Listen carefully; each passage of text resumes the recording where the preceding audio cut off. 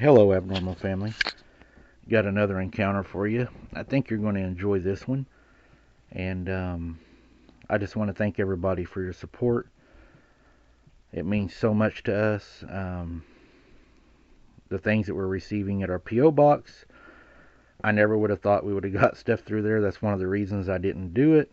But I'm glad I done it now because it makes me feel closer to you guys. Even if it's just a letter from you guys, it's nice to get it. A lot of y'all sent letters and cards, and of course, a lot of you sent donations and gifts to Hunter. It's really been amazing to know that there are still good people out there and that y'all are part of our family. So thank you all so very much. This happened when I was 17, and I'm almost 28 now. I was at my grandpa's place in Spicewood, Texas. He lives on 100 acres of land. Really rich man. Made his fortune on roller rinks in Kansas City years back before I was even born. He had a bobcat named Junebug. He had rescued it and built its only fenced indoor-outdoor enclosure. This bobcat would never harm him or anybody else who would come around. Anyways, I used to always walk the property with my siblings, 7 of us in total, but it was always just me and 3 of my sisters. Well, this night it was just me and my sister. Were being lazy and didn't want to go.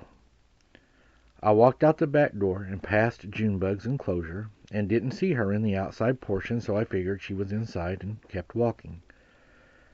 I still had maybe 20 minutes of daylight left when I left the house, so I wasn't going to be out very long. Even though I knew the property fairly well, I've always been, let's say, open-minded to the possibility of the supernatural, or as I know them better as cryptids.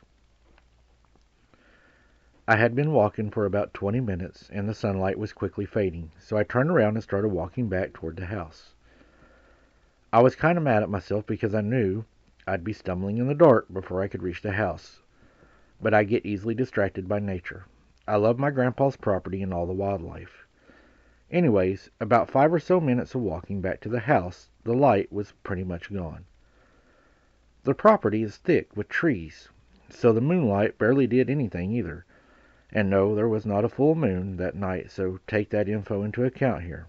Anyways, as I've always walked, I noticed that all I heard was the crunching of sticks, leaves, and my breathing.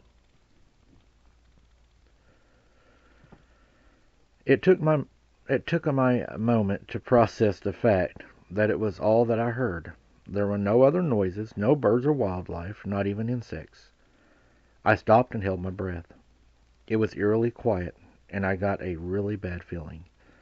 I don't know how to explain it, but it just felt like something was not right, especially when I noticed that even though I stopped walking so that I wouldn't be making noises by stepping on the leaves and twigs, I realized that something else was also making noise in the brush ahead of me. It was faint, but it was close. As if something was trying hard to move quickly yet quietly. What it was sounded like it was to me as it was moving toward me. My heart started to race a bit, and I felt frozen in place. I tried to see what it was ahead of me, but it was so dark out there. It was hard to make out anything further than 10 to 15 feet in front of me. There was a loud rustle, suddenly maybe about 12 or so feet, just ahead of me to my left, and a thicket of small trees. I snapped my eyes to that spot and saw the mass. I couldn't make out exactly what it was, but it appeared to be crouching and staring directly at me. Its eyes stood out the most, as that is how I noticed it first. They are kind of hard to describe, but it was almost like a goldish white color. Not amber, per se, like those cheesy monster movies. When I saw the pints,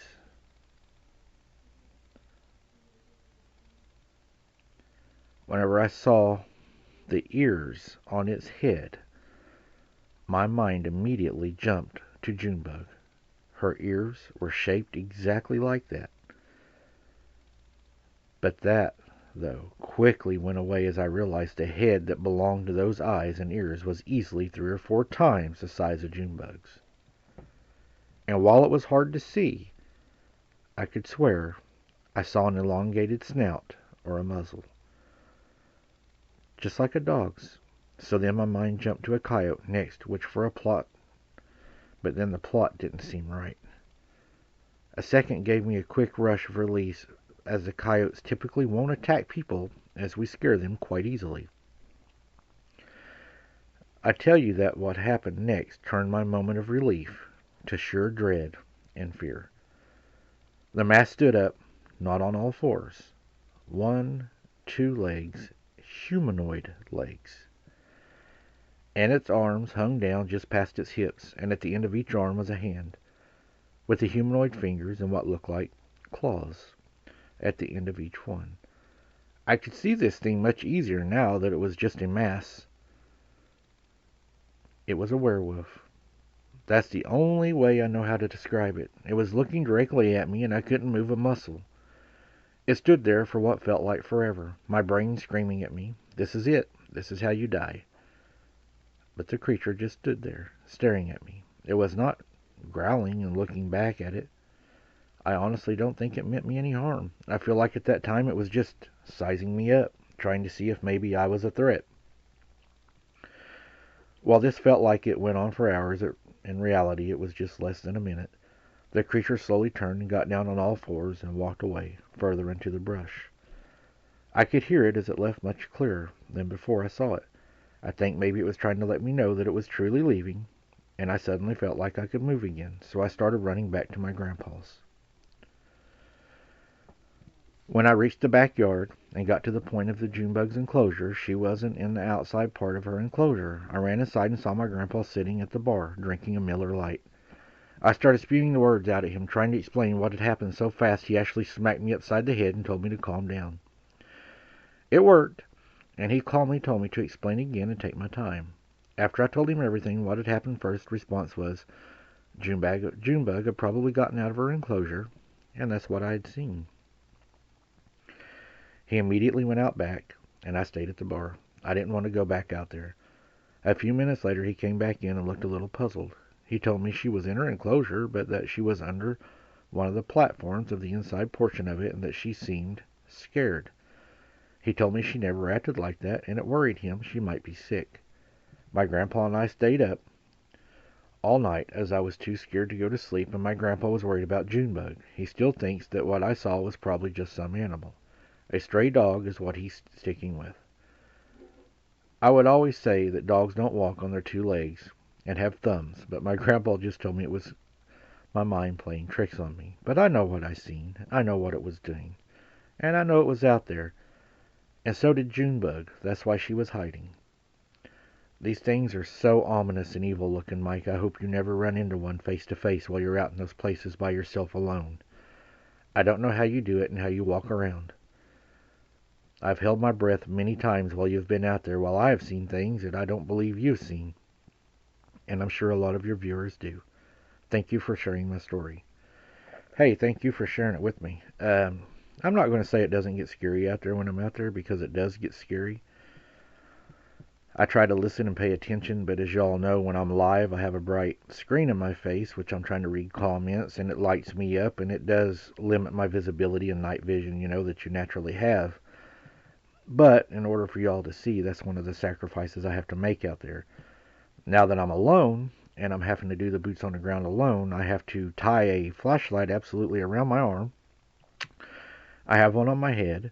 I'm trying to carry an IR camera plus the phone that I'm live with. And that makes it very difficult to traverse and trying to read the comments and everything. But we're going to get through this, and eventually, hopefully, we'll get somebody, that'll go boots on the ground with me.